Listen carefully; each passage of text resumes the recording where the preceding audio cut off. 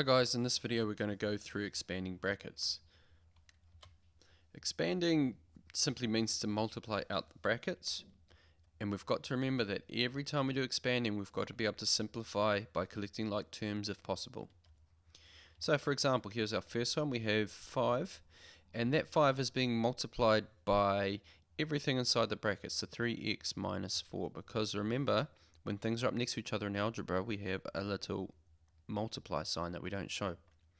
So to do this we just need to multiply each of these individual terms by 5, and so we draw little eyebrows, and every time we draw an eyebrow that means we're doing this multiplication.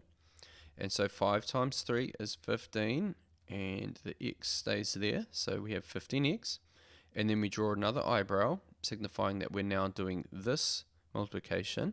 And remember, the sign in front always belongs to whatever that value is, so we have a negative 4.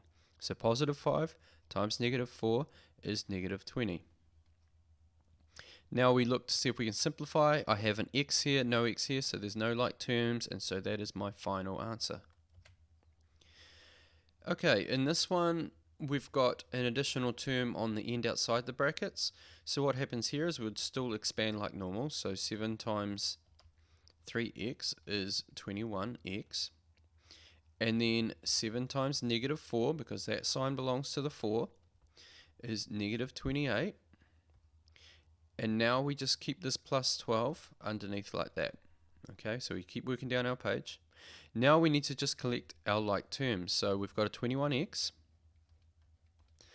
And now we can just add these together. So we'd end up with minus 16. And that would be our final answer.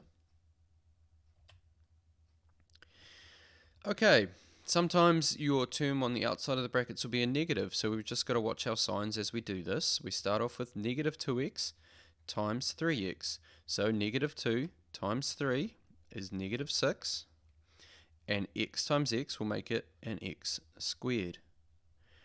Now we have a negative 2x times negative 5. Okay, so a negative times a negative is going to make it a positive, so it's going to be positive 10. And it's negative 2x, so it'll be positive 10x.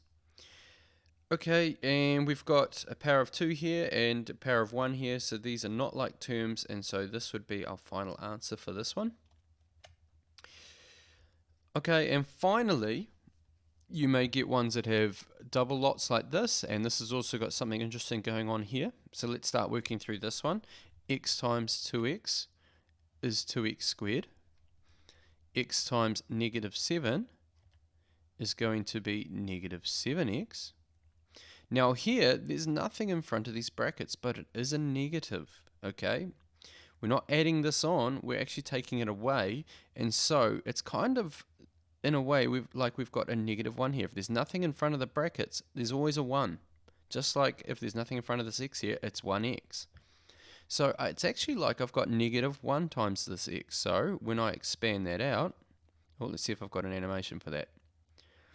Well, when I expand that out, I'm going to have negative 1x. So negative x, because this is a positive in here, it's a negative outside. And when I expand this one out, it's negative 1 times negative 4, so it's going to be plus 4. Okay, now I can group my like terms together. So I have 2x squared, and then minus 8x plus 4.